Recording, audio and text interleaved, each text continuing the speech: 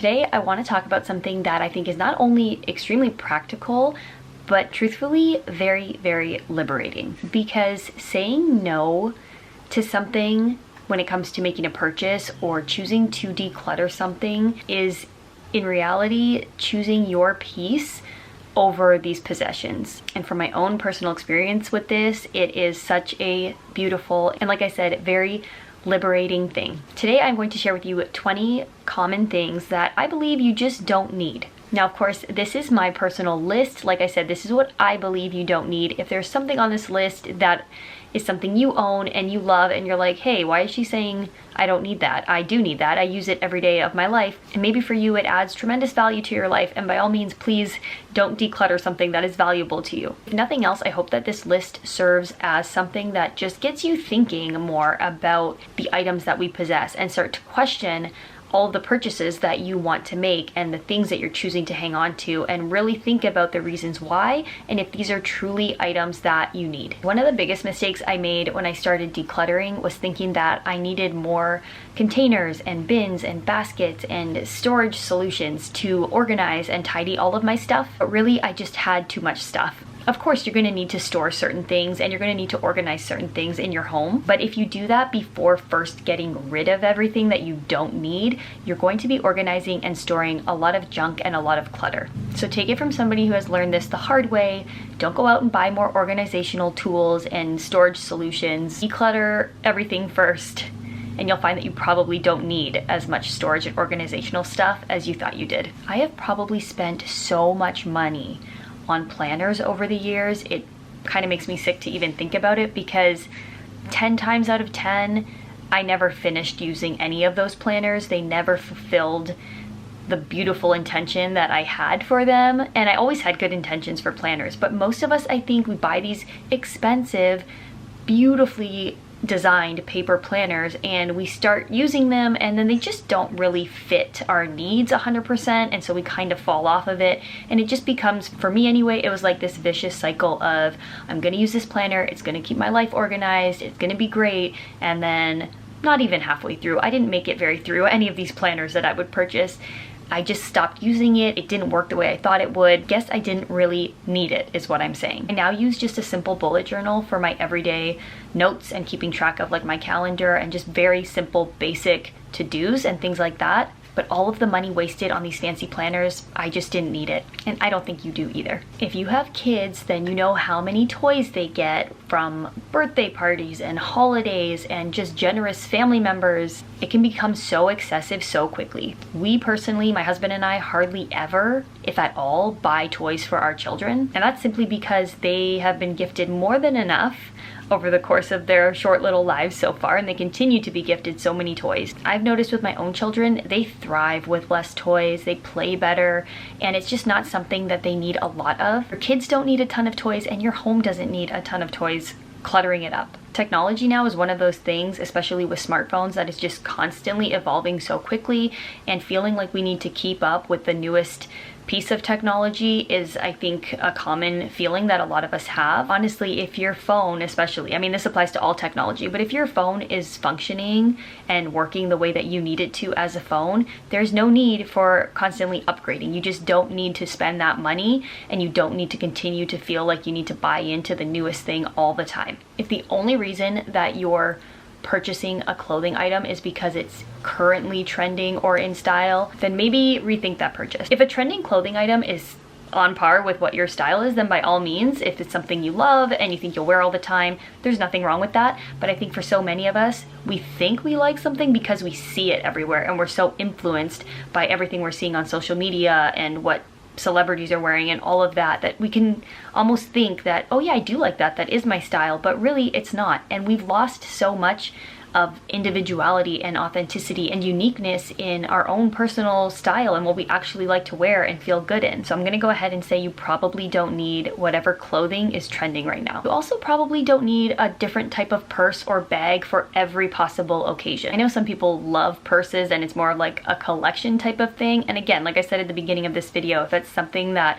you love and adds value to your life, then that's great. But I think for me and for so many of us, we feel like maybe we need a different type of bag for different purposes or different outfits or different events. And really, I don't think we do. There's nothing wrong with holiday decor. I personally have some. I think it's beautiful to put things up around the holidays. I love it.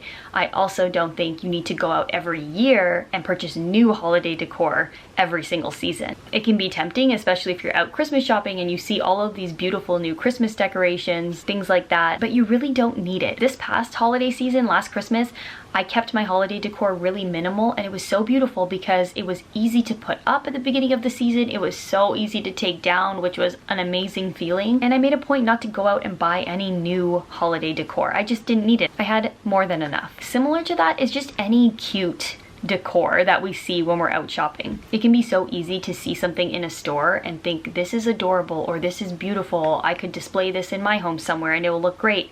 But most of the time, it's not something we need. It's just something that we like or maybe that we want, and we think it might look great in our home, but we maybe don't actually have a place for it or a real purpose for it. If anything, maybe look for things that can double as decor and also maybe serve some sort of purpose and function in your home. But buying all of these cute little knickknacks and things just because they look nice in the store and we're tempted to bring it home, probably things we don't actually need. It'll just add to the clutter and you're just gonna waste more money. When it comes to books, I've made a big change in my own life. I used to buy almost every book that I ever wanted to read. I now first check my local library because 9 times out of 10 they have the book, which is great, and I can just borrow it. The other thing I do is I don't purchase every book that I want to read. I only go to the library, or if they don't have it, then I'll look for it secondhand or maybe purchase it. Only the book that I want to read at this moment, because I have gotten in the habit before of purchasing like 5 or 10 books that are on my list of what I want to read, but I haven't gotten around to reading them, and then months go by and years go by and I never actually read them, and they've just added to clutter in my home. They never got read. They made me feel guilty because I didn't think I had the time to read them. So all that to say, you don't need every book that you might want to read one day.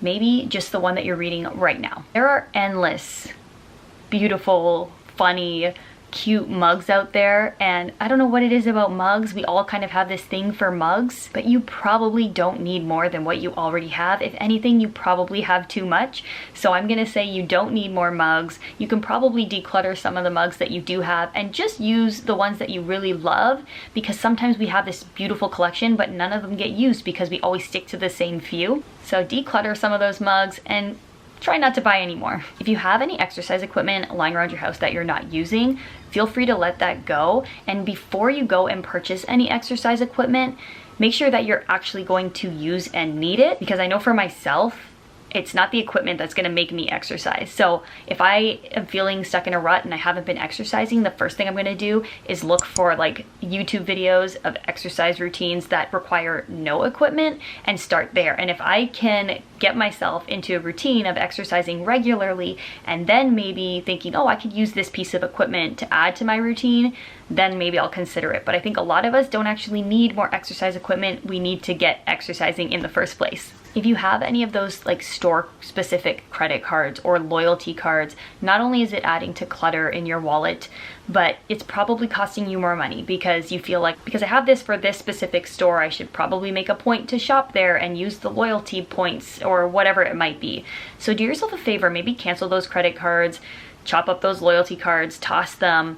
You don't need them. This one ties back to the planners. If you are somebody like I was who was obsessed with new planners and notebooks and journals and all those things, you probably also had a thing for stationery like beautiful pens and highlighters, and that kind of stuff can quickly get out of hand and you can start to accumulate a lot and it gets very cluttered. And honestly, who needs more than a few pens and highlighters? Have you ever gone shopping at a store and it's one of those like, if you spend this much money, you can get a tote bag or a beautiful throw blanket for only however much money? You don't need those things. You're gonna walk into a store and think, okay, all I have to do is spend $50 and then I can get this throw blanket for $25 instead of $75. Those types of gimmicks in stores drive me crazy because all it's doing is convincing you to spend more money and then also spend more money on something else that you don't need. Probably don't need more tote bags and blankets. You can work out in any clothing. Almost any clothing for any exercise is going to be just fine. I practiced yoga for years, and when I first started out, I thought I had to have all of the cutest on brand yoga clothing, and that is simply not true. You can do yoga in your pajamas, in your sweatpants. The same goes for most exercises. You just want to be wearing something comfortable and that you feel like you can move comfortably in. Other than that, the brand doesn't matter, the style doesn't really matter. You don't need to go out, similar to the exercise equipment, you don't need to go out and purchase these things that you really don't need. You just need to partake in the exercise. This one for me is pretty self-explanatory. They're just bad for your health. And if you've got a ton of scented candles in your home, I would encourage you to look into how bad they are for your health and maybe consider decluttering them and choosing a different option, and try and avoid going out around the holidays and buying all of these beautifully scented candles to fill your home with, because you just don't need them. One mascara is good enough, one eyeliner, one lip gloss, or whatever it is that you use for your makeup. You don't need multiples of all of these products. Makeup also expires, and so if you're just collecting and adding clutter to your makeup bag or your makeup collection, half of this stuff is probably not even going to get used before it expires, so you're best to just keep your makeup really simple and really minimal. Declutter whatever maybe is already expired, and don't go out and purchase new things if you still have one that you're finishing up. There is, I think, like a kitchen gadget for almost every single task you can possibly think of in a kitchen. And maybe certain tools and gadgets will add value to your life because it's something you do all the time. Like maybe your lemon juicer you really love because you juice lemons every single day and it makes sense to have the juicer. That's great. But I think if you take an honest look around your kitchen, there's probably tons of tools, like individual tools like a meat mallet and a potato masher and a pizza slicer, or your small appliances like your air fryer, your Instant Pot. There are so many things that we can start to accumulate that not only add to the clutter in our kitchen, which makes it really unpleasing to want to cook in it, but they're also things we just don't need. We can really pare down our kitchen tools and gadgets to just the bare bones and still get majority of the cooking and baking done that we would need to. You know that furniture that you have around your house, things like side tables, end tables beside your bed, shelves that don't really serve a purpose to display anything important, but they just kind of collect knickknacks and paperwork and odds and ends, things like that. Those types of pieces of furniture you don't really need. They just clutter up the space physically, and I think it's okay to be okay with empty space in our home. Oftentimes we feel like if there's empty space, we need to fill it with some sort of piece of furniture, but you really don't need to. Finally, this is kind of more generic, but those one-time use items. So for example, if you're somebody who doesn't ski, but it's your first time this winter going skiing, you probably don't need to go and buy skis. You can probably just rent or borrow some from somebody. And that's just one example, but anything where it's not something that you use in your life on a regular everyday basis, but you need it for a specific occasion, before you go out and buy an item just for like one time that you might need it, see if a family member or a friend has something similar that you can borrow, or if there's an option to rent. Most of the time, these types of items we purchase because we need it for a specific reason, and then it just adds to the clutter in our home. We stuff it in the garage or the basement thinking, oh yeah, I can probably get more use out of this at some point, and we never do. That's my list. I hope that it maybe gave you some ideas for things that you have in your life that maybe you really don't need. You can declutter them. You can stop yourself from ever purchasing them in the first place. And if nothing else, I hope that this type of list inspires you to just think more critically about our possessions, because like I said at the beginning of this video, I think it is so valuable and so liberating to choose our mental peace over all of these things in our lives. Let me know in the comments what you thought about this list, and if there's anything that you don't think should be on this list, or something that maybe you would add to the list. If you enjoyed this video, please give it a like and subscribe to this channel for more videos all about minimalism and slow and simple living. I appreciate so much that you spend this time with me, and I will see you in my next video.